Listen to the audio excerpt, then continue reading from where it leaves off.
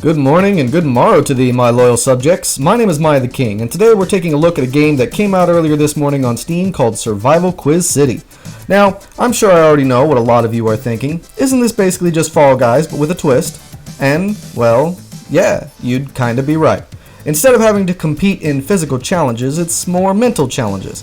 The game is developed by Bandai Namco Studios Inc. and published by Phoenix Inc. For $20 on Steam, this game is described as follows. Survival Quiz City is a multiplayer survival quiz battle royale game where only your smarts and skills will help you survive.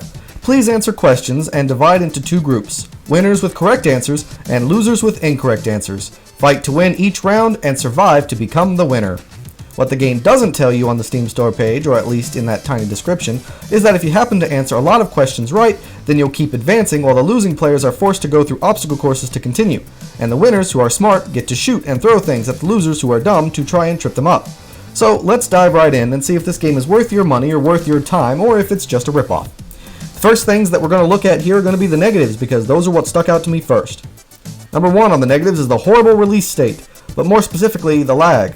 The game has a horrible lag problem here. You'll easily find yourself floating, falling, exploding, or just porting somewhere at near random. And can you imagine how hard it is to play when explosions are happening, sending you left and right, and the lag only makes it worse and more confusing? Half the time I had no idea where I was or what I was supposed to be doing because of this awful lag. Number two, the game is trying to be a contender with Fall Guys, an admirable goal, but here it gives you a horribly designed, incredibly bad idea of a stamina bar. The stamina bar makes it so you can only sprint so much, which, sure, that could make sense and could be a good mechanic, but it's the climbing or crawling that also requires a stamina bar that is probably the dumbest thing ever.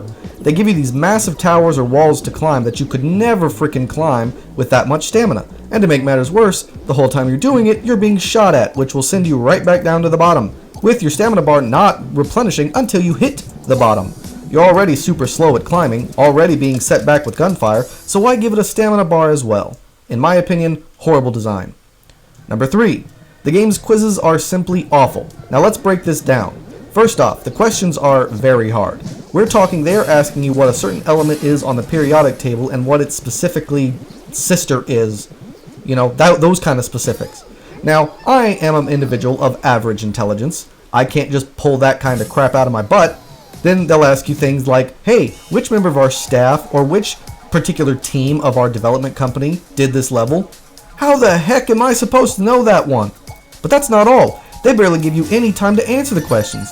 And with a time lag, it's only made worse. I mean, I'm a fast reader. I'm a really fast reader. And yet my speed at reading and comprehending wasn't fast enough for some of these quizzes. I know they want it to be fast enough so people can't look up the answers, but even so, if they slowed it down by a few more seconds, it would probably help people be able to read and think and answer without needing to worry about people Googling the answers.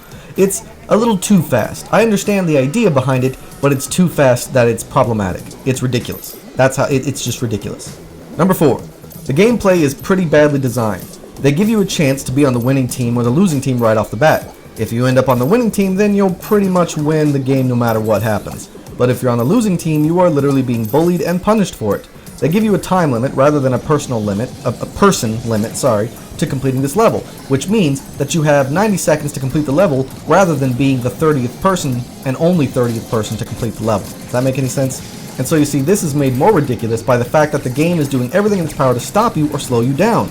So a time limit for something like this is ridiculous. A person limit would make far more sense in such a setting, and a time limit would work better for something like Fall Guys, where the obstacle courses are your only enemy.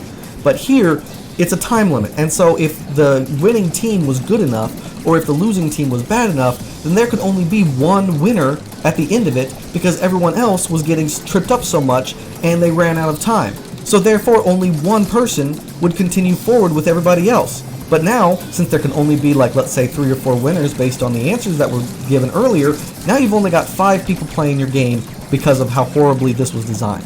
Number 5, the graphics. While at first they look rather pleasant, even if they are just very similar to Fall Guys, you can tell that this game has its own art style and its own creativity, its own unique kind of thing that it's going for. But immediately right off the bat, you are put off by it. I mean, they have an anime girl as like the spokesman in 2D, but then the character models are in 3D, with a completely different art style. Even the main menu has a completely different art style and different feel than the rest of the game, which just makes everything feel out of place and uncomfortable. This is not to say that the graphics in a match are still good. They aren't. At first it's pleasant, until all the bombs and guns and traps start going off. Now your screen is filled with pixelated smoke, explosions, gunfire, and it's all so messy and confusing that it forces your frame rates to drop and the entire quality of the game to go downhill. It's like a bowl of ingredients that looks like maybe it'll become something nice one day after you cook it all up. And then some jerk comes up and just starts shaking the bowl and getting everything everywhere. That's pretty much what this is. Number 6. This game is pretty unfair in a way that I have the ability to complain about it because it's unfair in an illogical way. In some questions, even if you answer them right, you don't get to be the winner, because you only had 2 seconds to answer. If you didn't read, think, and answer the question in 2 seconds, you lose.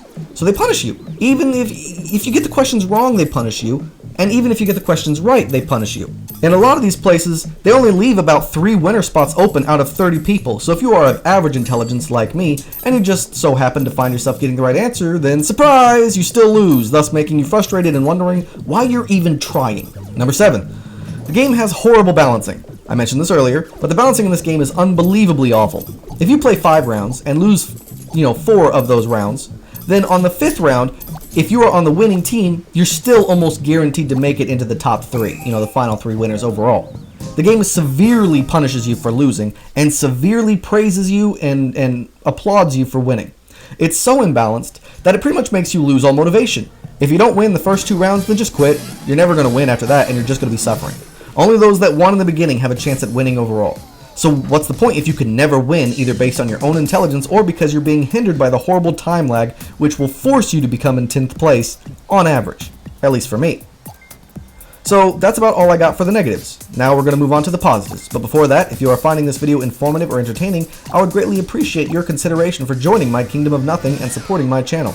It's super easy to do and costs you nothing but a few seconds. Just hit the like button, leave a comment, or subscribe, and you'll be helping me out tremendously.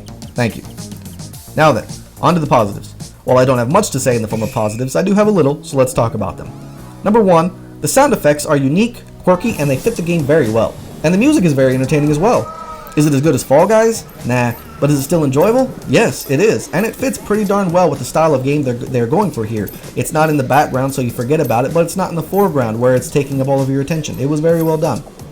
Number 2, the game does have a bit of potential. The game just released, so obviously it's going to have some things wrong with it. I know people are probably already commenting about that. But it's got the horrible lag, it's got the horrible loss in frame rates, which by the way isn't my computer's fault. I got a beast of a computer. Increased time for answering questions, more questions, possibly easier questions. I mean, they could give this game a big update to fix all of that and the game would solve most of my complaints against it. So the potential for this game to be something fun and addictive is there as long as they do it right. But then of course you also have to take into account the opposite, which they might absolutely do nothing. Number 3, the game doesn't pull its punches. It gives you hard questions. It really does, give you what they say they're going to give you. Is it super hard? Yeah, but I think that's the point. Sure, I have my complaints about a lot of the finer details in the gameplay here, but the game offers what it tells you it's going to offer, even if it is a bit unpolished. If you consider yourself a super nerd or a genius or whatever, then this game might be a great place to test your knowledge in a video game with other people. Those questions, at least the non-ridiculous ones, are really smart questions, no doubt about that, and they're going to force you to really think about them, which is part of the problem. Number 4, the price and tutorial. The game does have a tutorial, which is very nice. They didn't need to because it's pretty simple. I didn't use it and I was able to figure out the game, but they put it in there just in case, so I got to give them props for it because it shows that they at least want people to try out their game. And the game's price is appropriate. For this level of entertainment and the high amount of attention they put on the questions and answer phase of this kind of game shows that at least they were trying to make something legitimate here rather than just, something that you could tell they barely did anything with. And the price is very appropriate for what you have here and the potential that it could one day achieve. Okay, so that's about all I have for the pros and cons of the game. As for my final thoughts, well, as of right now, I hate it. I hate this frickin' game. I don't think it's worth my time or my money, and I'm highly considering getting a refund. The game released broken, buggy, with horrible lag issues. That's already a big reason why the game isn't feeling right to me. But to make matters worse, I read really fast. I comprehend really fast. And still, I wasn't fast enough to read the questions and answers and even give an answer before the time limit was up half the time. Even if I was, the lag issues or internet speed of other people from other countries make it almost impossible for me to be fast enough to compete. And that's if I even get the question right, which 8 times out of 10, I got the question wrong. I thought this game was supposed to be fun, with dumb questions mixed in with smart questions, so that everybody could play the game. They aren't. There are no quirky questions. There are no like goofy questions about other stuff like dinosaurs or Star Wars or anime or anything like that. There's nothing in there that's fun. None of the questions are fun. They're all super hard, difficult questions. And that sucks some of the fun out right there. So this game is pretty much only meant for super smart people, which is going to really hurt their demographic. They could have mixed in fun or dumb questions along with all the smart ones so that everybody could play and have a chance to succeed and be the winner, being on the winning team and have some fun. But they didn't do that. Now, maybe it's because I'm from America and we don't have the best school system as, say, Japan. But even so, if you're going to market this kind of game worldwide, then you need to lower the difficulty of some of those questions. And kids definitely can't play this. And then, as I mentioned earlier, even if you are super smart and you can do this and you do know these answers, that time lag, that internet speed will make it so it doesn't even matter. Even if you get the right answer, the chances are still about 85% that you're going to be too slow and you'll still lose. I played for over an hour and I never got to be on the winning team, even though I got several questions correct. That wasn't the problem. It was the speed that was the problem. My internet just wasn't fast enough. The lag was too great. The other people were just faster than I was. And even if it had been, the lag was even if my speed was faster, that lag was guaranteed to make sure that I couldn't keep up. So honestly, what's my personal opinion and recommendation? Ignore this, go play Fall Guys. That's what I'm going to do. Because why punish yourself in this way? Fall Guys offers you more, it's more fun, and it's more fair, and it doesn't have the issues that this brand new game released has. And even if they fix it fast, it doesn't matter, because they still have to compete with Fall Guys, which doesn't punish its players because they were just a little too slow. And I mean, I know that Fall Guys does do its thing, right? But this is different. This is like at the beginning of every Fall Guys question, it asked you what your best friend from 30 years ago that you haven't talked to, what his mother's name was. And you're like, wait, hang on a second, this game was already hard enough, why would you give me such an impossible question? Oh, too late, you lose. And it's like, you lose before you even got a chance to play the game. And it really demotivates you and makes you just not care at all and have no motivation to want to push forward and continue. At first, I thought it was cool that those who were maybe a little bit smarter than the others, or they were maybe fast enough to get enough questions, could mess with the other contestants. But the winners are so overpowered, and it's so unbalanced that once you start losing, there's no way to come back. And what's the fun of just fighting an uphill battle just to realize you came in 10th place even after all your effort and practice? So yeah, I'm done with this. I'm going to go play Fall Guys, and if you were wondering if this game would be worth it or not, in my opinion, it's not. I'd recommend Fall Guys instead. It's just a better experience overall. You have more of a chance of finding some form of satisfaction or victory there, and this game, you're pretty much set up to fail from the beginning, and only the super lucky or the super intelligent are going to be able to enjoy this game at all. So that's all I got for this video, everyone. Thank you so much for watching. Please don't forget to like, comment, subscribe, or share my video because they all help me out a lot. And I can't wait to see you all again on my next adventure. So until then, I bid you all farewell.